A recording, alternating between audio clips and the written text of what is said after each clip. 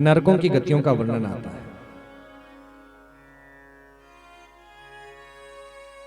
आज राजा परीक्षित ने गुरुदेव से प्रश्न किया, गुरुदेव, संसार के लोगों को ये ऊंची और नीची गतियां क्यों मिलती है? कोई तो बहुत सुख भोग रहा होता है, कोई जीवन में दुख का जीवन भोग रहा होता है, कोई मन से पीड़ा को भोग रहा होता है, कोई तन से कष्ट को भोग रहा होता है। गुरुदेव ने कहा, राजन परीक्षित, ये सब कर्मों की गति है। जीवों ने जैसे जैसे कर्म किए उसके अनुसार उसको फल भोगने पड़ते हैं और उसके अनुसार उसको नरक यातनाएं भी भोगनी पड़ती हैं। 21 प्रकार के नरकों का वर्णन किया, उसमें और 7 प्रकार के नरक बताए तो मुख्य 28 प्रकार के नरकों का वर्णन किया। और जिसमें कहा कि वैसे तो अनन्य नरक है, कर्मों के अनुसार जीव को उनके कर्मों का फल भोगने के लिए उत्तम कर्म होंगे तो सीधे सीधे परमात्मा की कृपा को प्राप्त करता है जीव, अन्यथा कुकर शुकर की योनि में जाकर फिर अनन्य नरकों को भोगते हुए यमपुरी की उस पर ताड़ना को बर्दाश्त करता है, सहन करता है। ये 28 नरक आए, ये कौन कौन से नरक है? ध्यान से समझ में, नरकों के बारे में जान लीजिए। आप अपने जीवन में जाने अनजाने कोई पाप कर्म तो नहीं कर रहे हैं, कोई अपराध तो नहीं हो रहा है। सबसे पहला नरक आता है तामिश्र नरक। जो लोग दूसरे का धन, ध्यान से इस प्रसंग को सुनना, जो लोग दूसरे का धन, स्त्री, उनकी वस्तु का हरण करते हैं वो तामिश्र नरक में गिरते हैं। उस नरक में जब गिरते हैं तो वहां उन्हें कष्ट दिया जाता है, नाना प्रकार से दंडित किया जाता है। अंध तामिश्र नरक द्वितीय प्रकार का नरक, उसमें भी वही है जो दूसरे को धोखा देकर के उनके परिवार या वस्तु का जो जीव हरण करता है वो अंध तामिश्र नरक में गिरता है। और औरव नरक, जो जीव मैं और मोर तोड़ते माया, अर्थात मैं के चक्कर में पड़कर के अपने परिवार का भरण पोषण करने के लिए, ध्यान दीजिए सभी लोग, सामने सीधे बैठ जाइए। मैंने आपको कहा था कि कथा सुनो तो सीधे बैठ करके सुनो। एक बात का ध्यान रखना, कभी भी किसी भी कथा में कहीं पर भी जाओ तो कथा सुनने के लिए इसलिए मत जाना कि हमें निमंत्रण मिला है। सबसे बड़ा श्रोता कौन होता है? जो बिना बुलाए चला जाए। और आपको तो निमंत्रण मिला है, समझिए। तो कभी इस भाव से नहीं जाना है कि हमें निमंत्रण मिला है तो हम जाकर के कथा सुनेंगे। आत्म कल्याण की चिंता रखते हुए जब समय निकाला है तो अपने लिए कथा को सुनना है। स्वांत सुखाय, अपने लिए, दूसरे के लिए नहीं। भगवान का दरबार ही एक ऐसा दरबार होता है जहां लोकाचार नहीं निभाना चाहिए। स्वांत सुखाय, अपने लिए, उस परमात्मा की कृपा को प्राप्त करने के लिए इस चित्त को गोविंद के चरणों में लगा करके दत्त चित्त होकर के सीधे सुखासन पर बैठ करके हाथ जोड़ करके भगवान की कथा को सुनना चाहिए। जो जीव अभिमानवश अपने परिवार का भरण पोषण करने के लिए अन्य लोगों से विरोध करता है कि मेरे परिवार का पूरा होना चाहिए, और दूसरे लोगों से आप द्रोह करें,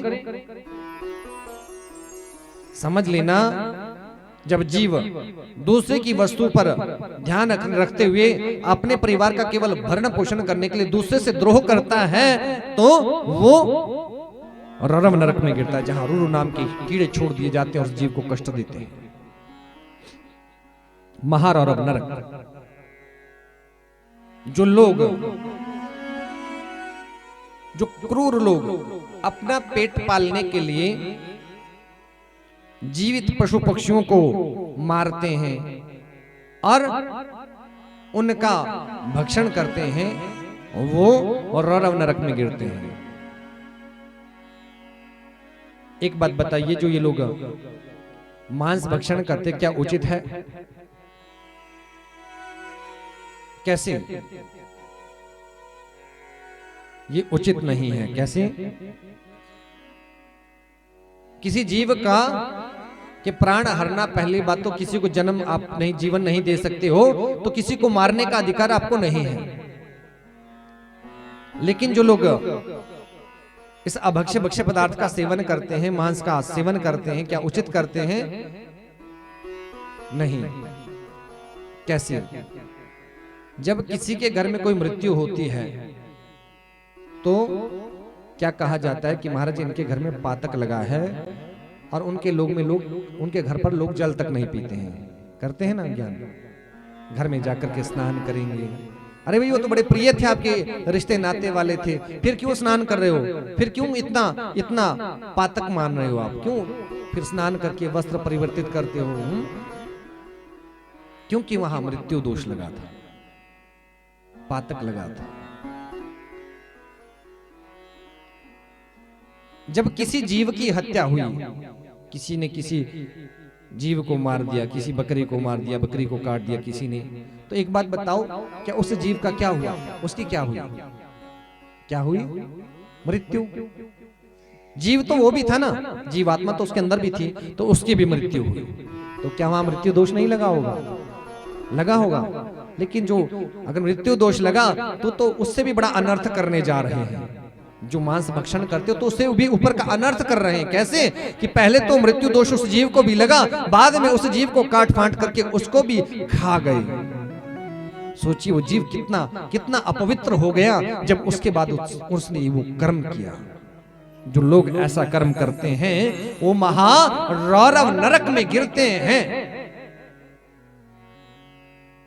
वहां से उनको कुंभिपाक नरक में ले जाते हैं, जहां पर बड़े बड़े तेल के कढ़ाई लगाए जाते हैं, तेल खौल रहा होता है, उस जीव को उल्टा लटकाया जाता है और उस तेल के उस बर्तन में, उस कढ़ाई में उल्टा डाल दिया जाता है, झश करके। जैसे पहले उसने किया ना, वैसे उसका भी कल्याण कर देते हैं। बोले भागवत भगवान की भाई, सूखा सूखा डाला था, ले तू भी सूखा सूखा बाहर जा। बोले भागवत भगवान की।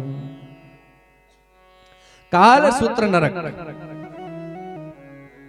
जो लोग इस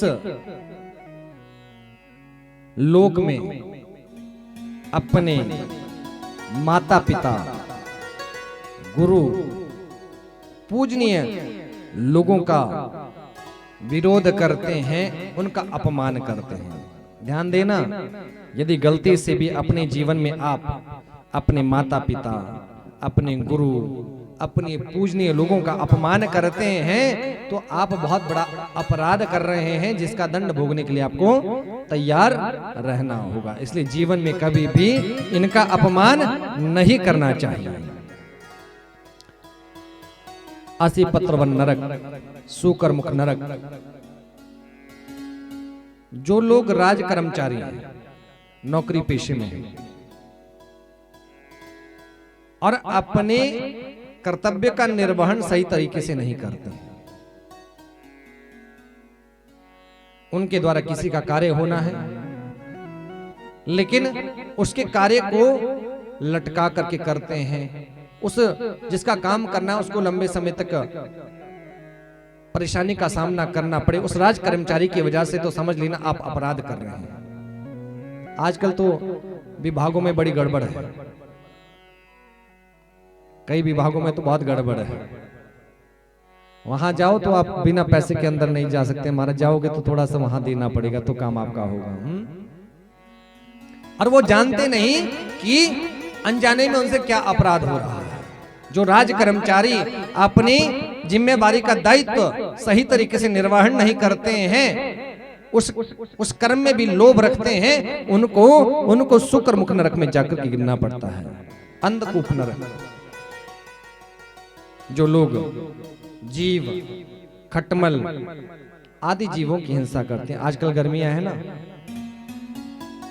फिर मच्छर हो जाते हैं, तो क्या करोगे? अब वो एक मशीन आती है जिसमें वो ट्यूब से जली होती है, तो मक्खी मच्छर वहां जाते रहते हैं और वहीं चट चट होता रहता है उनका काम। ऐसे ही होता रहता है ना। एक बैडमिंटन आती है, उसमें सेल लगा देते हैं कि कौन उठे कहाँ जाए मच्छरों के लिए, तो वो यूं घुमाते रहते हो यूं करके, बस वही सब काम होता रहता है। बोले भागवत भगवान की। जब जीव हत्या जीव करता है, किसी भी जीव की हत्या करता है, तो अनजाने में उससे कोई ना कोई अपराध हो रहा होता है। कृमि भोजन नामक नरक, जो व्यक्ति पंच महायज्ञ किए बगैर ही स्वयं भोजन कर लेता है, उसे कृमि भोजन नामक नरक में जाना पड़ता है। पहले गांव में चूल्हे होते थे। अब चूल्हे समाप्त हो गए, अब गैस आ गई है। कहीं कहीं चूल्हे हैं, थोड़े थोड़े रह गए हैं, बाकी लोगों ने अब व्यवस्था, भाई कौन धुएं में रहे, तो क्या कर दिया है, घर में गैस आ गई है, गैस चूल्हा आ गया है। पहले लोग जब भी भोजन बनता था तो 5 बार, सुबह बने, दिन में बने, रात को बने, लेकिन 5 आहुति कहाँ डालते थे, अग्नि में यज्ञ करते थे, नित्य का करते थे ना। लेकिन अब धीरे धीरे सब बंद हो रहा है। भोजन में रोटी पहली बनती थी, किसके नाम की बनती थी, गाय के नाम की। अंतिम रोटी किसके नाम की, कुत्ते के नाम की। शहरों में तो बड़ा गड़बड़ हो गया, महाराज कितनी रोटी खाओगे, पहले पूछेंगे कितनी रोटी खाओगे, 1 खाओगे कि 2 खाओगे, तो उतनी ही रोटी बनेगी। अब पहली कौन सी और आखिरी कौन सी।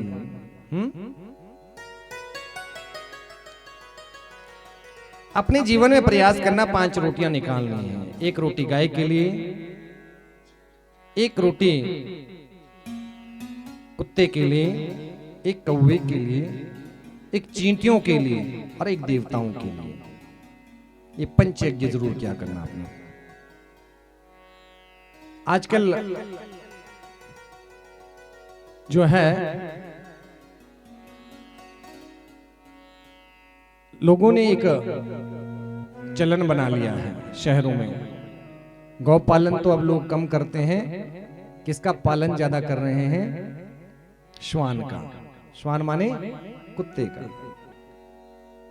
कुत्ते को ले जाते हैं सुबह सुबह घुमाने के लिए। कभी माता पिता को तो ले नहीं गए होंगे, कुत्ते को घुमा रहे हैं। एक दिन मैंने पूछ लिया, महाराज कहाँ जा रहे हो, किसको ले जा रहे हो, मेरा बच्चा। जा क्या है, समझिए कहां मती हो गई तुम्हारी। सुबह सुबह लेकर के चलें दूसरे के घर द्वार पर, महाराज घर में बनाइए ना टॉयलेट, इसके लिए बढ़िया से बनाइए, वहां कराइए आराम से। वो श्वान श्वान श्वान सारे घर में घूमता है, बिस्तर पर भी जा रहा है, सब जगह, और पूजा के स्थान पे चला जाए तो समझ लेना कि सब गड़बड़ हो गया। अब लेकिन सबसे वफादार जानवर कौन सा है, सबसे वफादार कौन सा जानवर है, श्वान महाराज, कुत्ता जी महाराज। अपने मालिक को वचन देते हैं, जिस समय सुबह सुबह घुमाने जाते हैं ना, बड़ा प्रसन्न होता है वो श्वान, प्रसन्न होता है अपने मालिक से, महाराज आपने मेरी बहुत सेवा की, आज मैं आपको वचन देता हूं। कि क्या वचन देता हूं, वचन देता हूं कि आपका ये जो कर्ज है ना, ये मेरे ऊपर उधार रहा, अगले जन्म में अवश्य निपटाऊंगा। कैसे, कि अगले जन्म में आप ये कुत्ता बनना और मैं मालिक बनूंगा। बोले भागवत भगवान है कि अंतः मति सहगति, अंत में जैसी मति होगी ना जीव की, वैसी ही गति होगी। अगर श्वान में आपका भाव रहेगा, प्रेम रहेगा, तो क्या आप समझते हो कि आपको दिव्य लोक की प्राप्ति होगी? नहीं, जैसा मन और भाव होगा वैसी ही गति होगी। संदंश नामक नरक, ब्रजकंटक शालमली नरक, बैतरणी नरक, जो राजा राज कर्मचारी अपनी मर्यादा का उल्लंघन करते हैं। सूक्ष्म में कहें, जो अपनी मर्यादा से बाहर रह करके अपने कर्तव्य का सही रूप से निर्वहन नहीं करते राज कर्मचारी, उनको घोर नरक में गिरना पड़ता है। बैतरणी नरक, पयोद नरक, प्राण रोधक नरक, विंशंसन नरक, लाला भक्ष नरक, कई नरकों का वर्णन आया। सार मेयादन नरक, ये कौन सा नरक है? जो लोग किसी के घर में आग लगाते हैं, किसी के घर में जो आग लगा दे तो समझ लेना कौन से नरक में गिरेगा, सार मेयादन नरक में। आग कैसे लगाई? भाई इनके घर में बहुत बड़ी कोठी है, जाकर के कुछ हमें माचिस का इंतजाम किया, जाकर के आग लगा दी। लेकिन आग कई तरह से लगती है, आग कई प्रकार की होती है, ऐसी आग नहीं लगानी चाहिए। कैसी आग होती है? और बहना ठीक हो? बहुत बढ़िया बहन, सुनाओ कैसा चल रहा है? सब बढ़िया, बहुत बढ़िया। भैया तो बहुत व्यस्त हैं, उनके पास तो मेरे लिए समय ही नहीं होता। हाँ बहन, कहीं गए हैं? हाँ वो चंडीगढ़ गए हैं काम से। अकेले गए? हाँ बहन अकेले ही गए हैं, लेकिन मैंने सुबह देखा था उनको जाते हुए, वो गाड़ी में जा रहे थे, उनके बगल वाली सीट पर तो कोई बैठी हुई थी। फिर भागवत भगवान की बस हो गया काम। रात्रि में पतिदेव बेचारे घर पहुंचे तो महाराज अब तो कार्यवाही होनी रह गई बाकी तो। जो दूसरे के घर में आग लगाती है, चुगली करने वाले जो होते हैं ना, जो चुगली करते हैं ये बड़े खतरनाक होते हैं। लेकिन जो चुगली का कार्य करते हैं वो सार में आदन नरक में गिरते हैं, अविची नरक। झूठी गवाही जो देते हैं कोर्ट कचहरी में जाकर के, जो झूठ बोल करके झूठी गवाही देते हैं, वो अविची नरक में गिरते हैं, अपान नरक। ऐसे ऐसे 28 नरकों का वर्णन आया। अर्थात जो जीव जैसा जैसा कर्म करता रहेगा उसके अनुसार उसको उसके फल भोगने पड़ेंगे। बोली भागवत भगवान की